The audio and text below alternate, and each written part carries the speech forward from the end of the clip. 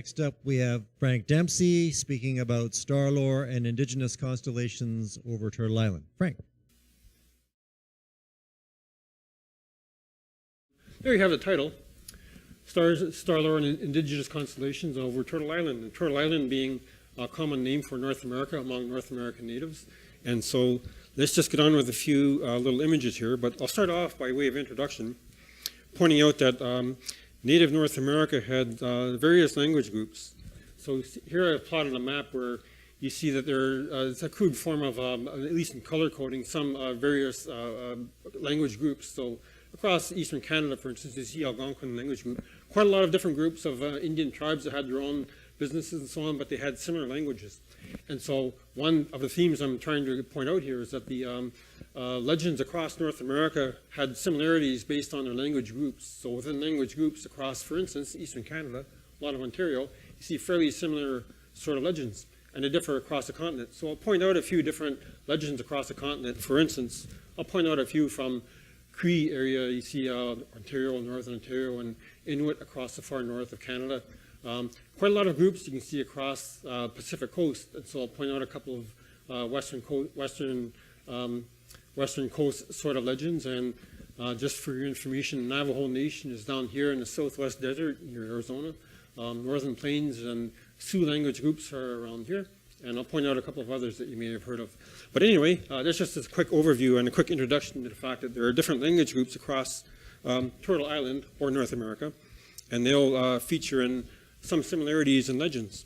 And so I thought I'd start off with this one. So I noticed earlier in the introduction there's no real newcomers here, so probably everybody recognizes this constellation. Anybody guess what it is? Okay. So we commonly call it Orion, and so fair enough, because I thought it's a good one to start off with. I've only picked a few to point out, a few legends about each constellation of the few that I've picked out to illustrate here this evening.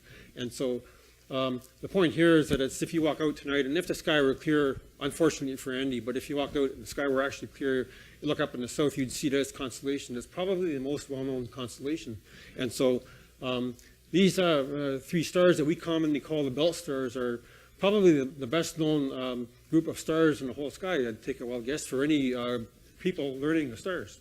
And so shouldn't be a surprise if I tell you that a lot of legends of this constellation across North America featured these stars by themselves, these three prominent bright blue stars. And so across most of the continent, they're recognized as three creatures, three animals, or three deer in case of Northern Plains Indians, where deer, for instance, were a very common animal relied on for sustenance and food. Other locations had antelope and mountain sheep and various other creatures, but three deer is one common example. And for another example, for the Cree across Northern Ontario, these three stars were recognized as a council of three chiefs. And to pick another example, for the Inuit across far northern Canada, these barely scraped above the horizon. But just considering how high it gets, just as a quick test of mechanics or geometry, if you're at latitude 70 degrees north and this is the celestial equator, how high above your southern horizon is the celestial equator? Anybody want to guess? 20 degrees. Pretty easy question. I'm glad everybody knows. So point is that from the far north, it's just fairly low above the southern horizon at its highest point. So the point about the Inuit groups is that their legends have these stars here. What are they called? Betelgeuse and what? Bellatrix. Okay, very good.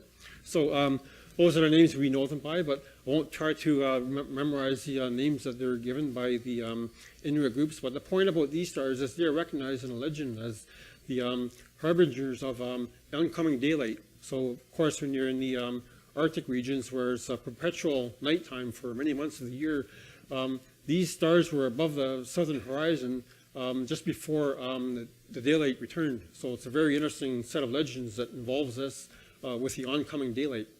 And so I mentioned that these are some animals and some chiefs across Ontario Cree nations.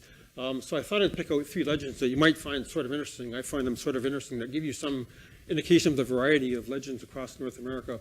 And I'll start off with one of the Kootenay region of the Pacific Northwest. And so in the Pacific regions, a lot of travel is by water, of course, as it was across a lot of North America. And so in this particular legend, these three stars right here are the canoe of the Cold Wind brothers. So the Cold Wind brothers are in this canoe. And the Warm Wind brothers, or the Chinook brothers, are in this canoe represented by these three stars right here. And so this star right here represents the salmon. And so the constellation of this canoe and this canoe, these guys are in a competition to get to the salmon here. And so it turns the legend itself as a big wrestling match and a lot of conflict and so on. But I see it interesting to see that it's a canoe competition among one group. So that's Kootenai. I told you, I think I pointed out the location of the Navajo Nation down in the Southwest Desert, well to our south. They had a different sort of legend. This big character right here, although I told you that it's mostly recognized for the three stars featured in most legends, some legends had the entire figure representing a man, as in the classic Greek or Roman legend. So in the Navajo Nation, they had some well-made constellations, and this represents a big character, mostly known as First Slender One or First Slim One, also known by the name of Longsash. So I'll just use the name Longsash. Longsash is a bit easier to pronounce than Long Slender One. So the point about this legend is in the Navajo Nation creation myth, the people of the Navajo Nation emerged out of the ground into the world. And the actual creation myth, if you look into it, it's complex with 4 layers of emergence into the world. But the point is that when they finally reached the surface of the earth, life was pretty harsh. It was pretty miserable and pretty barren and pretty difficult to find a living. And they asked their leader, they chose a guy called Longsash to be their leader and lead them to a better place. And so he did. So he took them on a long journey, and it was a very difficult journey, and a lot of complications and difficulties, and people died, and there were creatures that had to battle. And along the way, he taught them how to live, how to plant seeds and grow food and survive. And the path that they followed was the path that we call the Milky Way. So followed this long path. They eventually reached the spot where they live now, and they live now in peace and harmony with the world. But this is a character that was their leader that took them on this very important part of their origin. So that's the Navajo Nation myth for this constellation. Third one I wanted to tell you about was another very different legend of the Lakota and Dakota and Sioux-speaking groups of Northern Plains. So that's generally the area of the states that we call North Dakota and Montana and southern part of Saskatchewan. So in this particular Lakota legend, these are recognized as the hand stars. So it's not a man, that's actually a hand. So in this particular legend, again, it's a creation myth. The people emerged and life was very difficult in the early world, and a pair of twin brothers were born, and their mother got killed by an evil trickster named Red Woman. So there are a lot of creation myths have evil tricksters in them. Typically you find raven and coyote and others across the continent and various legends, but in this particular one, the trickster was called Red Woman, and she killed the mother of the twin boys that were growing up. So the father did his best to keep the family together and train them how to hunt and survive. And as the boys got bigger and better at their hunting skills, they killed and tracked down various creatures that were making life very difficult. There were bears and big cats that were making life very difficult to survive. And these boys increased their hunting skills. And finally, they were big enough, they decided they ought to take on track down and take on this person called Red Woman that had killed their mother.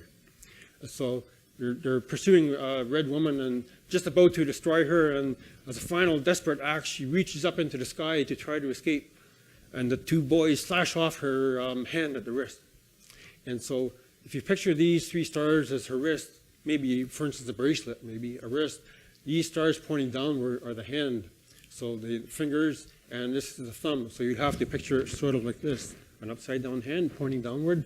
And these are the hand stars that form the lower part of this constellation right here.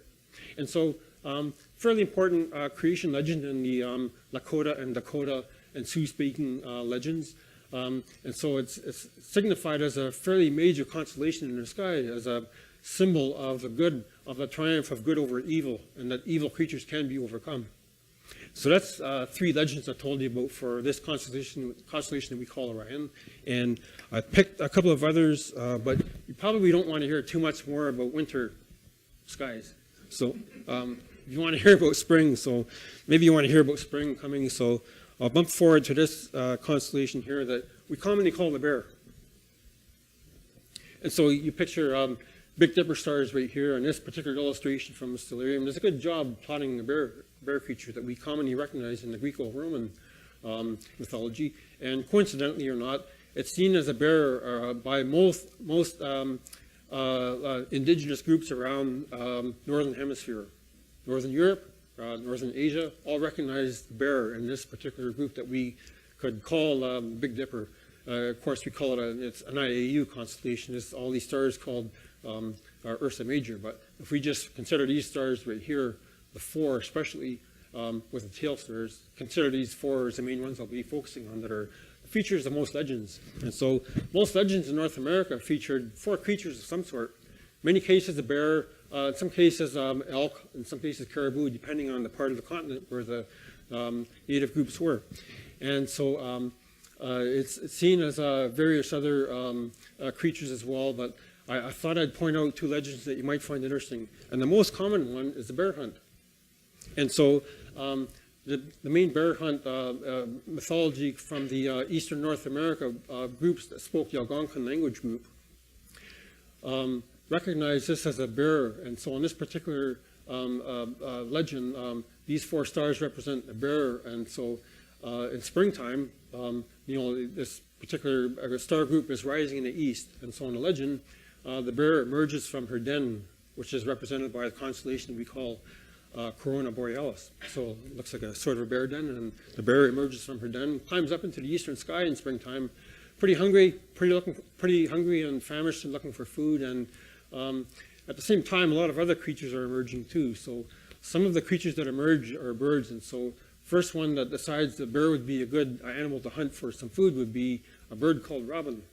And so robin is pictured by this particular star right here, but he realized that's quite a big target for tiny robin to take on by himself. So he gets the help of some other creatures to help him out too. So various other birds get enlisted to follow along and track along. So there are various birds, blue jay, gray jay, moose bird, several owls, and I've plotted them here in this picture right here to give you a better idea. So bear figure right here, and these are hunters that are following the bear across the sky, and Arcturus represented an owl. And so all these are birds that robin has enlisted to help hunt the bear. So all summer long, the bear climbs high across the northern sky and overhead, and late summer is going into the western sky, and the birds and hunters are all pursuing this bear, and they're not catching up. And by late autumn, this is setting into the west, and these other stars are setting below the western horizon. So what's seen in the legend is these guys are giving up the hunt.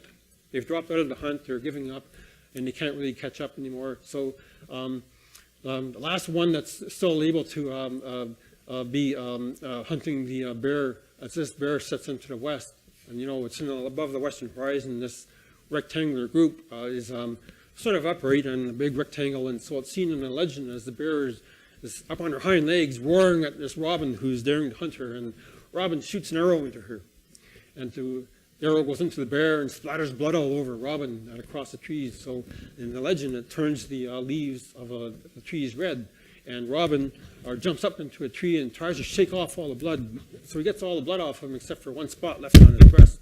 Oops. So didn't mean that. So robin is left with a red patch on his breast, and trees have turned red. That's my timer. Let's shut it off somehow. Darn. Control of it someday.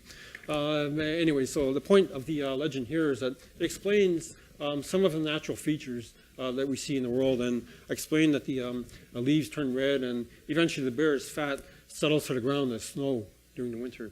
And during the winter, you know that this constellation star group moves across the northern sky very low above the northern horizon, and it's seen as the skeleton of the bear, while the life spirit of the bear goes back into the den and emerges once again in springtime. So the cycle of life renews every springtime, and life dies in the winter and gets renewed in the springtime, marked off by this legend. So that's the Great Bear Hunt. The other one I wanted to tell you about was another Ontario area constellation legend of this constellation, and it's very different.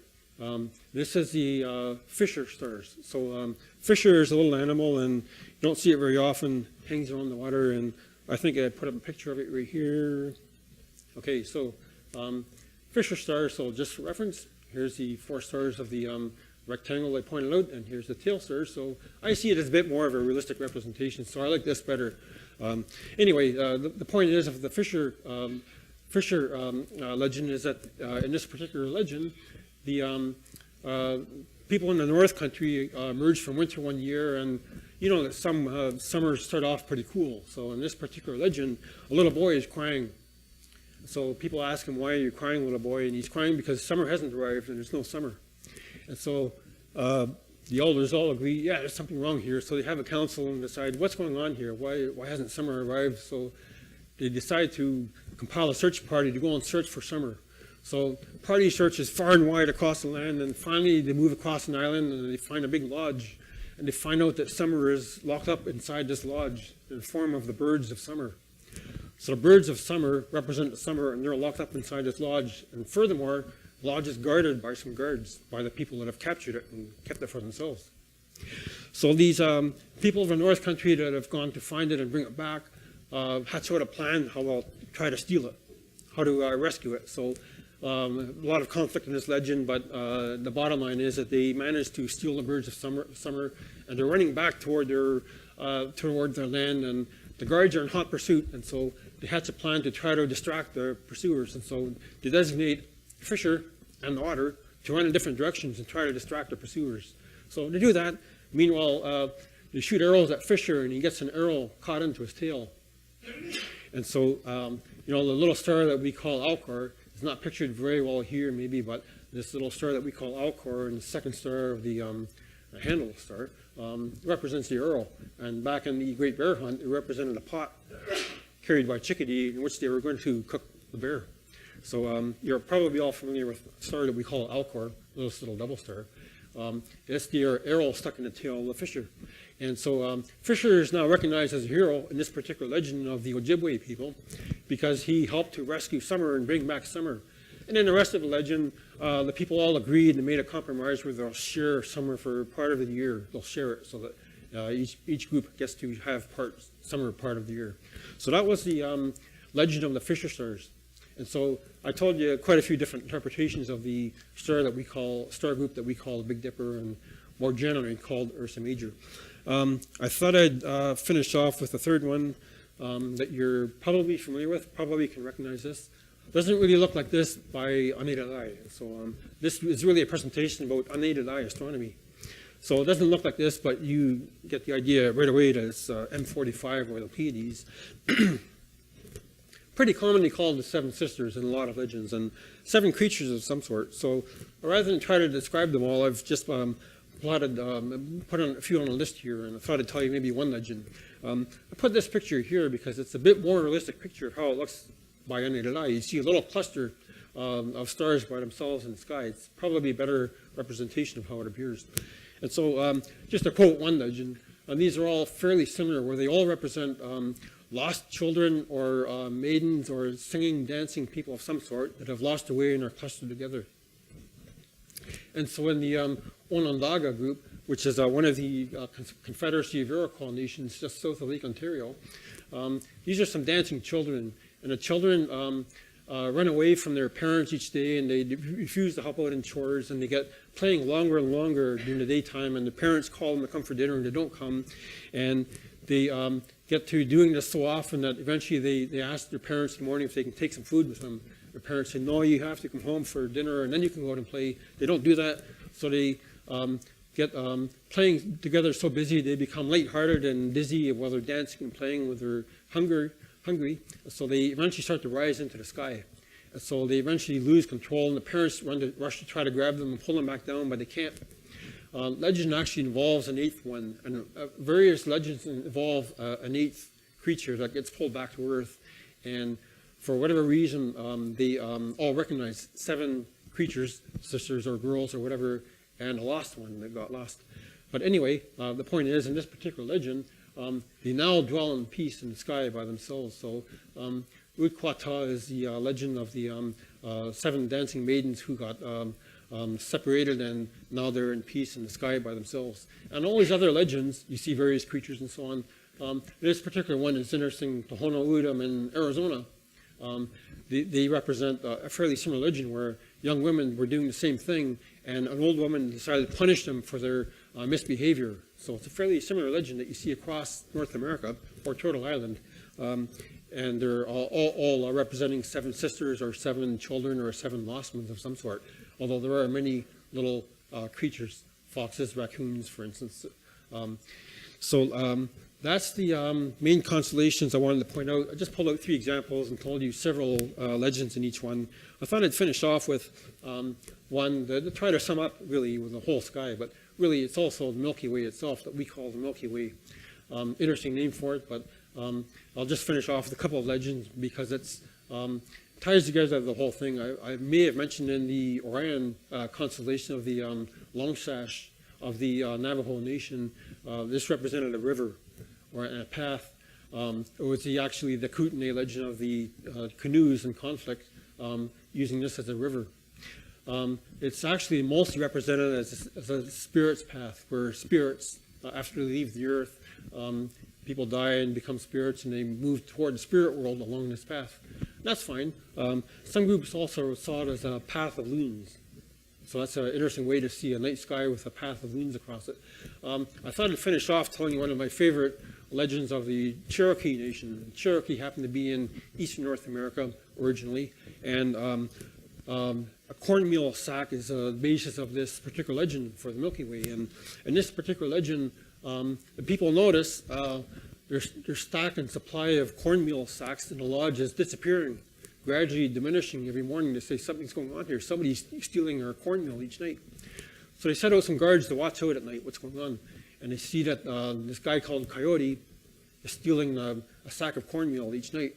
So that's where cornmeal is getting to disappearing to. And so the guards decide they better run after this coyote and grab the cornmeal. So they go running after him in the middle of the night, and Coyote goes running, panicking, trying to flee, and their arrows are shooting past his head in all directions, and goes running this way and that way, and he tears open the bag of cornmeal in one corner where his teeth are gripping it, and cornmeal spills out all over the sky and runs across the sky, and the cornmeal flutters out and all over the sky and dumps the path, and some parts here and other parts here, and that's the origin of the Milky Way, according to the Cherokee legend with the cornmeal sack.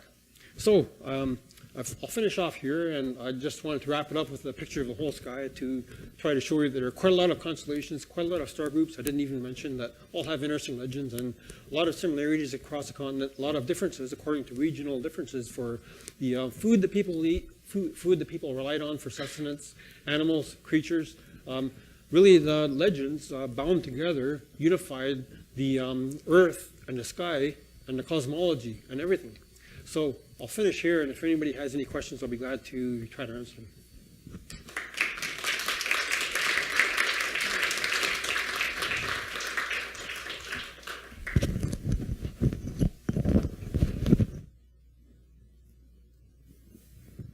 Hi. Other than pictures in the sky, did they attribute any kind of significant meaning, the way, say, in the West, astrology developed, or the concept of the equinoxes and the solstices and things like that? Yes. The answer is definitely yes. I avoided going into a long description of, if you want to look it up, Navajo Nation has a really good, well-developed set of mythology for all the constellations and a lot of exactly what you're talking about. How it bound their religion. For instance, I didn't mention the Big Dipper in Navajo Nation represents revolving male one. He's seen as the man of the family. He revolves around the pole star, which represents the fire in the middle of their home.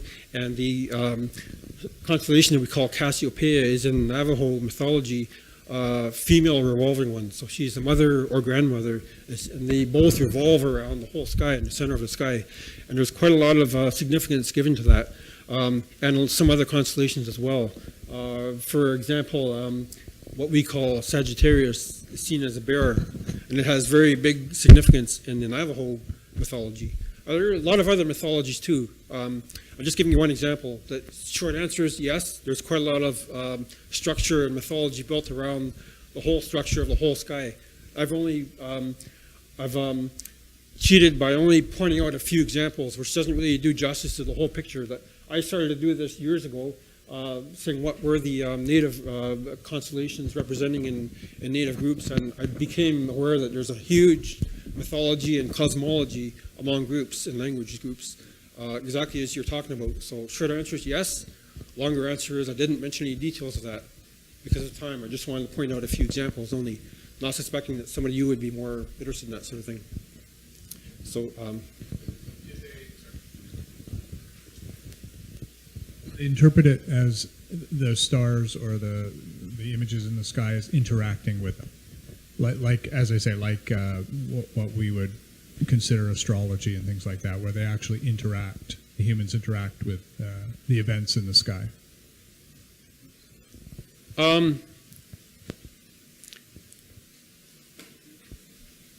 I see what you're asking now, and I have to say, no, I couldn't say there. I know of any examples where people are actually interacting with the creatures. The creatures are very realistic and Earth-like.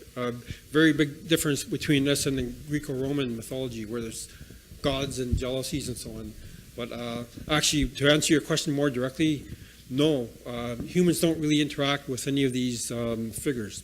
I mentioned the Great Bear Hunt as a good example that binds together the nature and the world as we see it. As I say, in the case of bear hunt in eastern Canada, red maple trees in autumn and snow falling in the winter, as all part of the bear, and the bear regenerates and rises in the east. But it doesn't mean that humans actually interact with it. So now that I realize your question, I'd have to say no. There aren't any real interactions with people.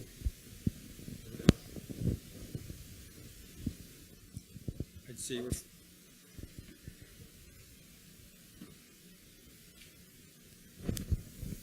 Do you have any recommendations where we can learn more about this? Are there any good books or websites to look at? Yes. I have a few I can recommend. Now that you asked that, this is the last slide. However, in case anybody was curious, I thought I'd mention that I wrote, you can find out all of this and more that I wrote in some articles for the RASC journal back in the year 2009, International Year of Astronomy. I put the reference here that you may be able to see. I know I can barely read it from here.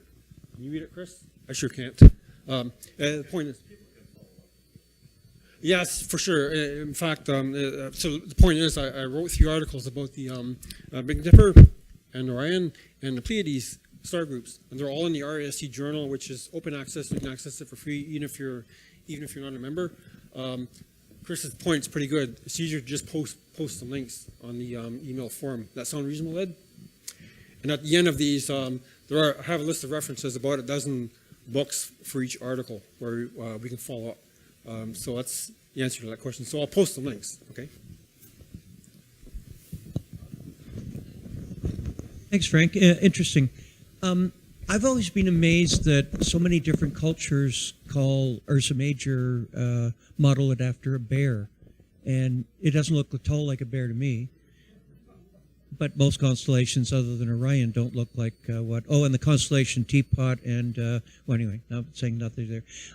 Is there any particular thing about it that makes it that cultures call it a bear, or was a bear so important in cultures back then that they looked for a bunch of stars that might be a bear to call it a bear? So it's a good question. So I haven't found out any answer to that myself. My best speculation is that bear is a fairly significant creature, fairly big creature across the northern hemisphere, and the fact that it actually looks like an animal with a curved tail is my best guess to answer that. Why it looks like a bear. So that's my best guess. And if anybody has any comments to add to it, I'll be glad to hear it. But it's just my speculation. So if there's no questions, we could be finished, Chris. Thank you very much, Frank. Okay.